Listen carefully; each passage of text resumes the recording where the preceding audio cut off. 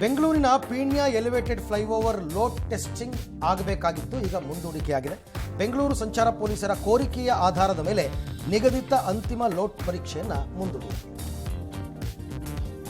ಕೇಂದ್ರ ಸಚಿವ ಕುಮಾರಸ್ವಾಮಿ ಹಾಸನಕ್ಕೆ ತೆರಳುತ್ತಾ ಇದ್ದ ವೇಳೆ ಬೆಂಗಳೂರು ಹಾಸನ ಹೆದ್ದಾರಿಯಲ್ಲಿ ಅಪಘಾತದಿಂದ ಗಾಯಗೊಂಡಿದ್ದ ವಿಕ್ರಮ್ ಎಂಬಾತನನ್ನ ಆಸ್ಪತ್ರೆಗೆ ಸೇರಿಸಿ ಮಾನವೀಯತೆ ಮೆರೆದಿದ್ದಾರೆ. ಆಟೋ ಮತ್ತು ಕಾರು ನಡುವೆ ಅಪಘಾತ ಸಂಭವಿಸಿ ತೀವ್ರ ಗಾಯದಿಂದ ವಿಕ್ರಮ್ ಬಳಲ್ತಾ ಇದ್ರು. ಆದಿಚುಂಚನಗಿರಿ ಆಸ್ಪತ್ರೆಗೆ ದಾಖಲು ಮಾಡಲಾಯಿತು. 21 ವರ್ಷದಿಂದ ತಲೆಮರೆಸಿಕೊಂಡಿದ್ದ ಅಪರಾಧಿಯನ್ನು ಸೆರೆ ಹಿಡಿಯುವಲ್ಲಿ ವಿಜಯಪುರ ಸೈಬರ್ ಕ್ರೈಮ್ ಪೊಲೀಸರು ಕೊನೆಗೂ ಯಶಸ್ವಿಯಾಗಿದ್ದಾರೆ.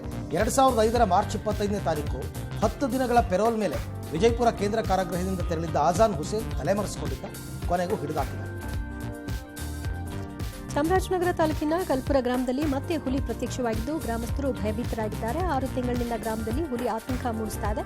3 ತಿಂಗಳ ಹಿಂದೆ 2 ಹಸುಗಳನ್ನು ಬಲಿ ಪಡೆದಿತ್ತು. ಇದೀಗ ಕಲ್ಪುರ ಗ್ರಾಮದಲ್ಲಿ ಹುಲಿ ಹೆಜ್ಜೆ ಕಾಣಿಸಿಕೊಂಡಿದೆ.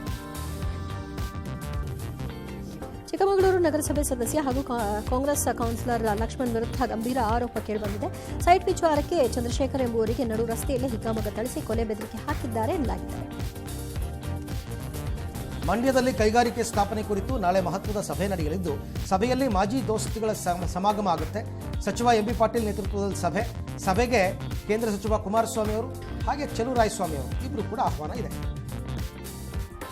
ಕಾರಿನ ಗ್ಲಾಸ್ ಒಡೆದು 30 ಲಕ್ಷ ರೂಪಾಯಿ ಹಣ ದರೋಡೆ ಮಾಡಿದ ಘಟನೆ ಹಾವೇರಿ ಜಿಲ್ಲೆ ಹಾನಗಲ್ ತಾಲೂಕಿನ ಬಾಳಂಬೀಡ ಗ್ರಾಮದ ಬಳಿ ನಡೆದಿದೆ.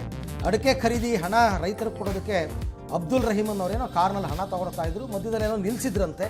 ಯಾರೋ ನೋಡ್ಕೊಂಡ್ರೆ ಅವರು ಬಂದು ಕಾರಿನ ಕಿಟಕಿ ಗಾಜು ಒಡೆದು ದುಡ್ಡು ಎತ್ಕೊಂಡು ಹೋಗಿದ್ದಾರೆ. ವರನಟ ಡಾಕ್ಟರ್ ರಾಜ್ಕುಮಾರ್ ಅಗಲಿ ಇಂದಿಗೆ 20 ವರ್ಷ ಕಳೆದಿದೆ. ಕಂಠೀರವ ಸ್ಟುಡಿಯೋದಲ್ಲಿ ರಾಜ್ ಸಮಾಧಿಗೆ ಕುಟುಂಬಸ್ಥರು ವಿಶೇಷ ಪೂಜೆಯನ್ನು ಸಲ್ಲಿಸಿದ್ದಾರೆ. ಮೂಲೆ ಮೂಲೆಯಿಂದ ಸಾವಿರಾರು ಅಭಿಮಾನಿಗಳು ಆಗಮಿಸಿ ಸಮಾಧಿ ದರ್ಶನವನ್ನು ಮಾಡಿದರು. ಅಭಿಮಾನಿಗಳಿಂದ ಅನ್ನದಾನ, ರಕ್ತದಾನ ಶಿಬಿರ, ನೇತ್ರದಾನ, ಉಚಿತ ಆರೋಗ್ಯ ತಪಾಸಣೆ ಎಲ್ಲವೂ ಕೂಡ ಹಮ್ಮಿಕೊಳ್ಳಲಾಗಿತ್ತು.